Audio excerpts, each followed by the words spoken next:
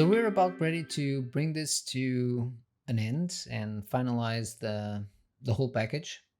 The next thing I want to do is go to the render settings and make sure that we actually have some motion blur in place.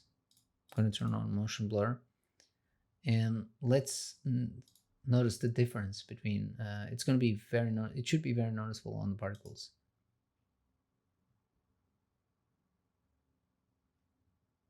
Okay, right now we have a frame duration of 1. You can, if you want more motion blur, you can increase it, but I think this will be more than enough. This slight drag of the pixels that we see, it'll give an extra detail to the motion of the particles. At this point, our sampling isn't great. I'm going to increase this to 64 so we can actually see less noise and be able to distinguish what's actual detail and what's noise from the lack of sampling. But yeah, not making much of a difference at this point because the particles are really, really small when they come to an end. So yeah, but I think this is a good look. We can disable the core and actually see how much that affects the artifact. I'm gonna try and make this at least taller, and let's render just the artifact. How much of that motion blur is being applied to our object.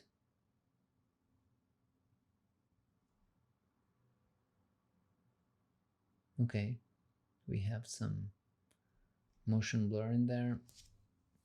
Another thing to consider, because we're so close to this object and because of the scale of the object, another thing that we could consider is adding depth of field. So if you want to add depth of field, you go to camera. Let's turn off the motion blur for time being. And here on the camera, redshift camera, off, enabled off. It's going to be based on the sampling parameters. We know exactly at what distance the camera is. So you go to transform. The camera is at 1.2 meters from the origin. So that's the value that you can actually use on the sampling here. The focus distance can be 1.2 if you want to focus on the core itself. For f-stop, I think 5.6. For if you consider the environment around, which is pretty dark, then you could guess that, yeah, we might want to open up the f number a bit more, so bring the value down to let more light in. But we are kind of focusing on something that's supposed to be emitting light, which is kind of pushing us on the other direction actually. So the default value should be okay. Maybe 8 will be a good value as well, but for now I'm going to go with 2.8 just so you can actually see the effect of the depth of field more clearly. And let's see what that gives us. Okay, so now you have some defocus going on, but that defocus is 100% depth of field. Okay, let's put this at 100%.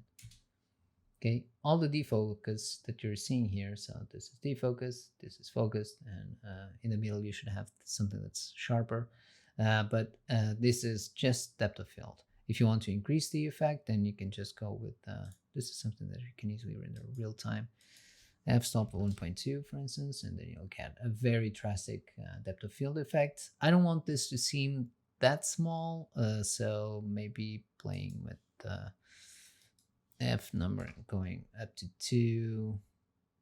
Yeah, I think this is gonna look good combined with motion blur, so I'm just gonna make this simpler, enable motion blur, and let's see how this looks. So now we have depth of field and motion blur rendered very fast with the redshift. It's awesome. So let's bring in the particles as well and see how everything comes together.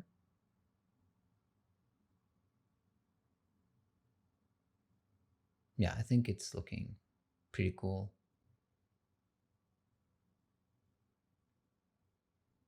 We might want to fake a bit the amount of light that's being emitted. So because at this point, because we have the particles being illuminated or kind of blocking the amount of light that's being emitted by the core, the artifact on itself begins to seem a bit too dark. It's looking a bit too dark. I want it to be more affected by the light, as if the particles were also emitting light. So the way I'm going to do that is, and for now I'm going to disable the motion blur and probably the depth of field just so it's faster. So I'm going to do two things. So we'll have the light core for the particles, and we'll have a light core for the artifact. The light core for the particles will be visible. The light core for the artifact will not be visible. So here on the light, I want it to be not visible. This one, the artifact, I want it to be bigger. Let's say 0 0.04, 0 0.04, 0 0.04. And the other thing is I want to make sure that each one is lighting a different object. So the light core particles will go with the objects, enable light mesh association, and I just want to for this to affect the core. Next, for the artifact, I want it to just affect the artifact. C, Control V. Let's see how this looks.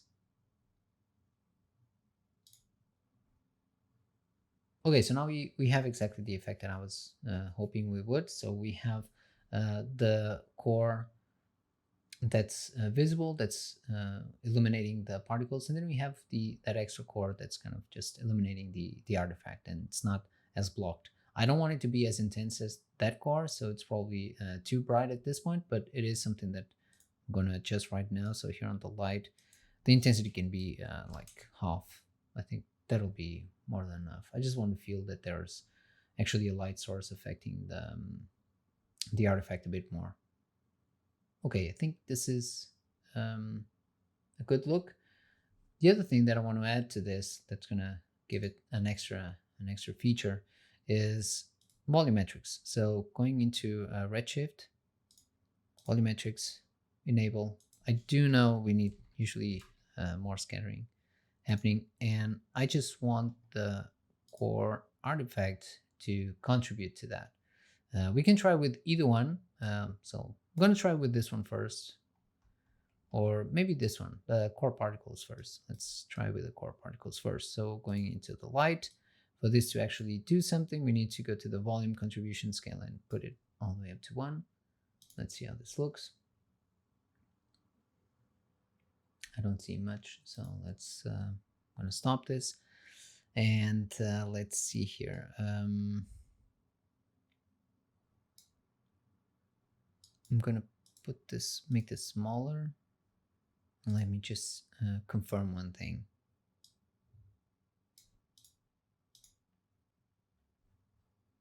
I'm going to disable the light mesh association and see if that was it. Still not seeing much. So here on the redshift, let's increase the scattering, exaggerate to. Okay, so now we're starting to see something, some volumetric here and there. Still very little. 5. Okay, so now we have a lot more of that volumetric effect going on. I think this is an interesting addition. On the different stages of the animation, let's say when it's starting to open at this point, it should give us a really cool effect of kind of the light shining through the cracks. Yeah, I think this is looking cool. Let's have a look at this at another point in time.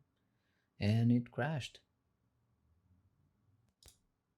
Okay, so back from a crash, and this is where we're at. I was talking about playing with the volumetrics. There is something that I really like about the volumetrics, which are those kind of light streaks, God rays kind of effect.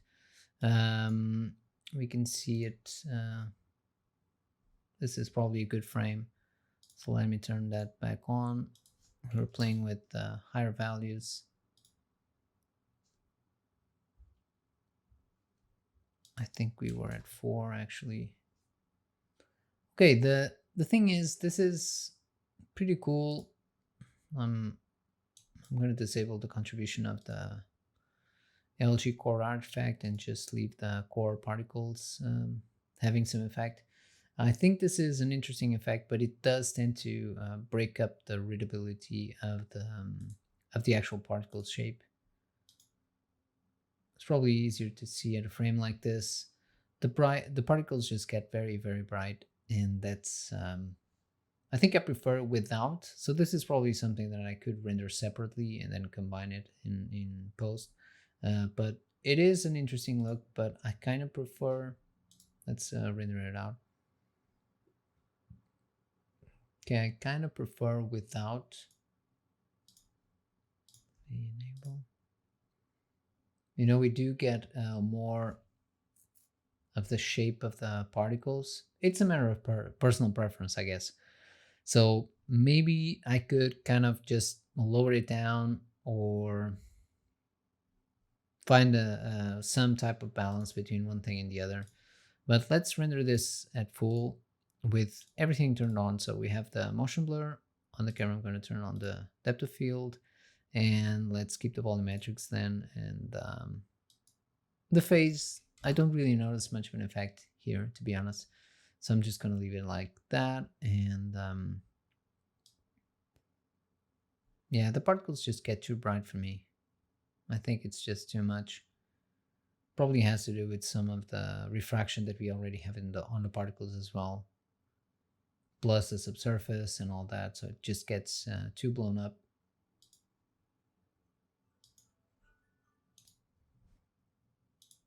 So I'm thinking I'm probably going to go with either much less or none at all, or maybe we can control the intensity here on the core particles with the contribution 0.5 and bring this down to 2, just so we have something at least inside.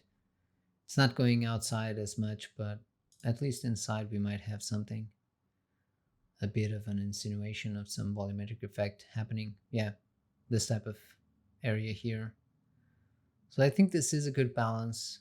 You can go with other options, but I think I'm gonna stick to this. The way we can improve the rendering quality at this point is if you want to include the volumetric effect, then you should definitely increase the sampling on that. So here on the light core, which is one that's contributing, putting the samples at 64, I think it takes out most of the noise. And as for redshift, on this particular shot, I think 464 might be enough if you want to be absolutely sure that the motion blur and the depth of field have enough sampling and are kind of noise free. Then 128 should be enough. Let's have a look.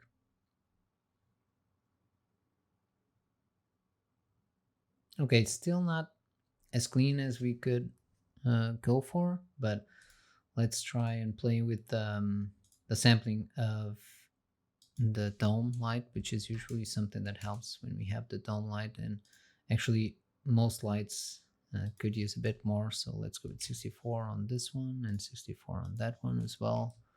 And I think this might give us some improvement.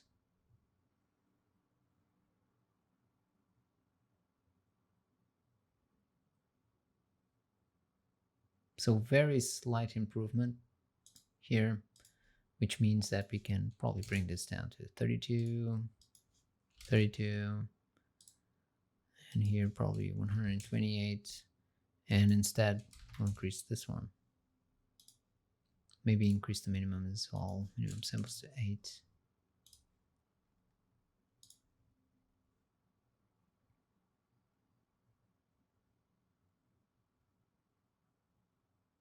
Yeah, this is definitely improving. Our render times are also kind of going up. That's inevitable, as we all know. But it's overall pretty clean. I would like this to be a bit cleaner, so I'm gonna go even higher.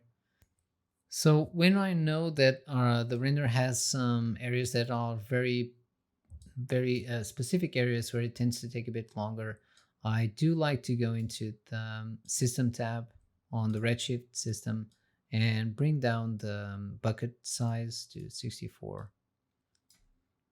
And let's bring this up even a bit more. Will this be enough? Okay, I think this is an acceptable amount of noise, so I'm gonna go with this.